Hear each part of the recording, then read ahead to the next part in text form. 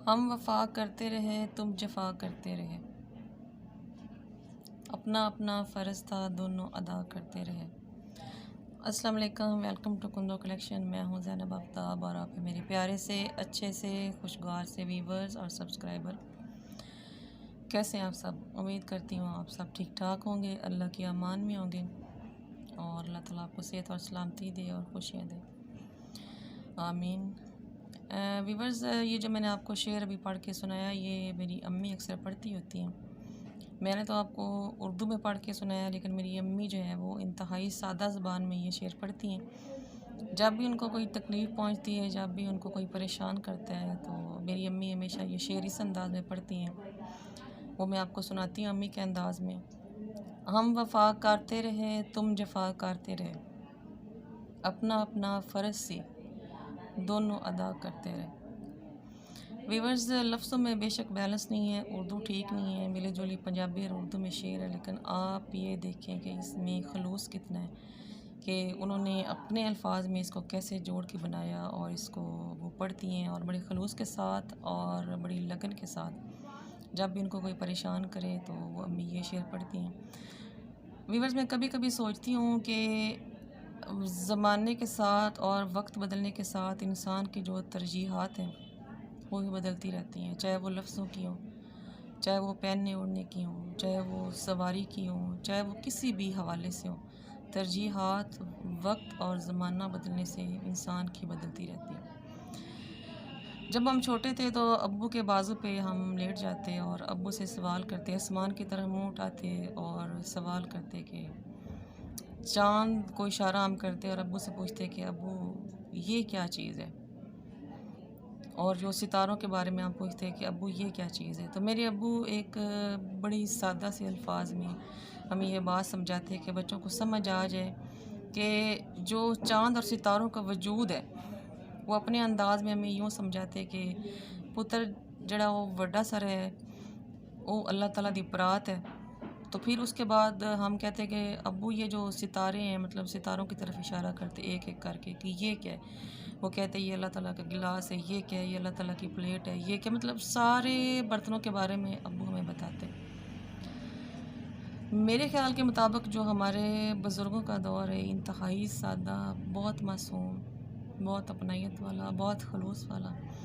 उस वक़्त रिश्तों का तक़द्दुस था, एक दूसरे के साथ मोहब्बतें थी, खलूस था, जो आज के ज़माने में हमें नसीब नहीं है। मोबाइल का दौर नहीं था, ख़तों का दौर था, डाक खाने का दौर था। ख़त लिखा जाता था, फिर 8-8 दिन उसका वेट किया जाता था कि उसका जवाब अब आ रहा है, अब आ रहा है। एक तजस्सुस होता था।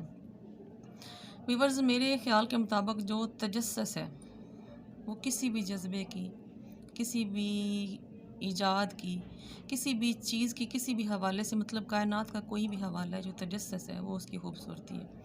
जब तक तबीयत में तजस्सुस ना हो, उस चीज़ की जो मोहब्बत है वो दिल में पैदा नहीं होती। तजस्सुस से चीज़ की कीमत पता चलती है। तजस्सुस से इंसान जो है वो मेरे ख़्याल के मुताबिक तजस्सुस ही इंसान की जो तख्लीक है इसकी बुनियाद है। तो कहने का मकसद ये है कि हमारे जो बुज़ुर्गों के दौर थे बहुत सादा थे, बल्कि हम अब्बू से पूछते थे कि अब्बू अल्लाह जो है वो कैसा होता है। तो अब्बू बग़ैर सोचे समझे अब्बू फ़ौरन से जवाब देते कि अल्लाह एक डीवा होता है। डीवा मतलब होता है दिया। तो हम हैरान होते हैं कि मतलब क्या, वो भी यही बात कह रहे थे कि नूर, दिए का मतलब है कि उसने रोशनी देनी है और अल्लाह भी रोशनी है, नूर है। लेकिन हमारे बुज़ुर्ग जिस तरह की भी बात उनकी समझ में आती थी अपने बच्चों को फ़ौरन बताते थे।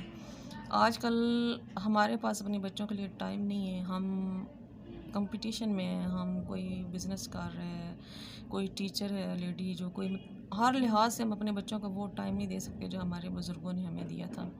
बहुत सादा दौर थे, बहुत ज़्यादा मोहब्बतें थी, बहुत खलूस था। और हमारे जो बुज़ुर्ग है वो सादा खाना खाते थे, उनको कपड़ों की फ़िक्र नहीं थी, जूतों की फ़िक्र नहीं थी। 2 जोड़े होते थे, एक वो पहनते थे और एक वो धो के वो रख देते थे, जो ईद बकरा ईद पे यूज़ होता था।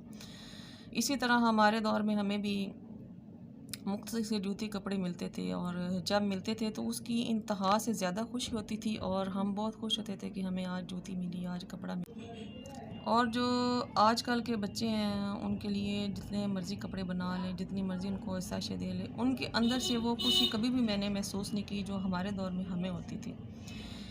इसका मतलब है कि जो आसाइशों की जो बहुतात है, वो इंसान के अंदर की जो खुशी है, उसको ख़त्म कर देती है, बुझा देती है।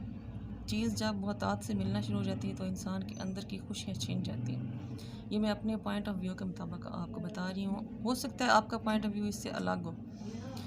इंसान जैसे जैसे हकीकत से दूर होता जा रहा है वैसे वैसे वो तकलीफ़ों में मुब्तला है। हम हकीकत की ज़िंदगी से बहुत दूर बहुत दूर बहुत दूर निकल आए हैं और हमें ये तक नहीं पता कि हम खुद कहाँ पे हैं। हमें अपने वजूद का, अपने आप का नहीं पता कि हम किधर हैं। जब तक हम हकीकत की ज़िंदगी की तरफ लौट के नहीं आएंगे तब तक हमें अपने वजूद की भी तलाश रहेगी। हर बंदा खाली है, हर बंदे का बुत चल फिर रहा है, उसका दिमाग एक कंप्यूटर की तरह काम कर रहा है, लेकिन उसका ना तो दिल है कहीं, ना उसका वजूद है कहीं। वो खुद की तलाश में, वो कभी कोई एक्टिविटी अपनाता है कभी, लेकिन जो अंदर से एक सच्ची खुशी, जो अंदर से एक एक जो आपको एक अजीब सा तासर, एक सरूर, एक सुकून, वो नहीं है। मेरे ख़्याल के मुताबिक 100 में से 80% लोग जो हैं वो आजकल कर्ज़े में भी डूबे हुए हैं, क्योंकि हमारी जो ज़रूरियात ज़िंदगी वो हमने बहुत ज़्यादा बढ़ा ली हुई हैं, हकीकत से दूर है। अगर हमने किसी बेटी की शादी करनी है तो हम 5-5 साल जो सोचना शुरू कर देते हैं, हमने ये देना है, हमने वो देना है, हमने ये करना है, क्योंकि हम ख्वाबी दुनिया में आ गए हैं। जबकि हमारे दीन में शादी ब्याह या कोई भी ऐसा इवेंट जो करना हो उसमें कुछ भी तंगी नहीं है। इतनी आसान और इतनी हकीकी ज़िंदगी है कि उसमें उसमें रह कर आप अगर इस तरह के काम करें तो मेरे ख़्याल में आपके ऊपर ज़रा सा भी बोझ ना पड़े। और मैं कभी कभी ये सोचती हूँ कि हम क्या दिखाना चाह रहे हैं। मैं ख़ुद को भी इसमें शामिल करती हूँ कि हम क्या दिखाना चाह रहे हैं, हम किसको दिखाना चाह रहे हैं, हम हकीकत से क्यों दूर हो रहे हैं, हम क्यों बनावट का शिकार हो रहे हैं। हम खाने जो हैं वो जो हमारे रवायती खाने हैं उनको आजकल हमारी जो ये न्यू नस्ल है वो पसंद नहीं करती। बाज़ारों से खाना, हमारे ज़माने में, हमारे घर में, हमारे घरों में होटल का तसव्वुर नहीं था। होटल से खाना लाने का तो बड़ी दूर की बात है। गाँव में एक तंदूर होता था और उसमें औरतें शाम को रोटियां लगवाने जाती थी। वो भी हर औरत नहीं जाती थी, ज़्यादातर जो रोटियां मैं घरों में पकाई जाती थी। आज की जब बात बस मुझे अपने बुज़ुर्गों के हवाले से याद आई तो मैंने आप लोगों से शेयर की कि हम कोशिश ज़रूर करें, क्योंकि हमारे अपने घर का भी एक माशरा होता है। हम पूरे माशरे को गाली देते हैं कि माशरा ये कर रहा है, माशरा कुछ भी नहीं कर रहा। हमारे अपने घर का भी एक माशरा है।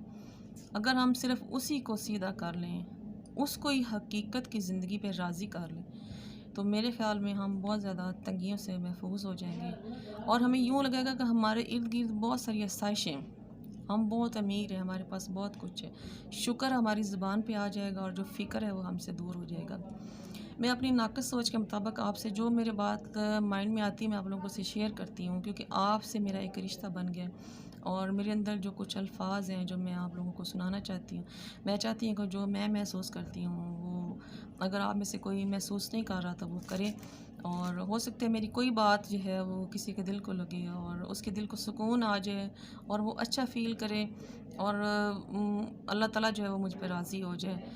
इंसान स्ट्रगल में है शुरू से, लेकिन जो आजकल की स्ट्रगल है, पिछला इंसान उस स्ट्रगल में नहीं था। पिछले इंसान की जो स्ट्रगल थी वो सिर्फ खाने की थी और जो महदूद से कपड़े थे उनके, मत खाने की, पीने की, और सिर्फ उनकी महदूद से जो उनके जो ख्वाहिशात ज़िंदगी थी वो बहुत महदूद थी। तो अपना जो है वो आप अपनी हकीकत के करीब आएँ और जो आजकल के जो दिखावे की ज़िंदगी से ख़ुद को दूर करने की कोशिश करें और हकीकी ज़िंदगी की तरफ आप वापस आएँ तो इंशाल्लाह ताला हर तरफ सुकून ही सुकून होगा, शुक्र होगा, फ़िक्र आपसे दूर होगा।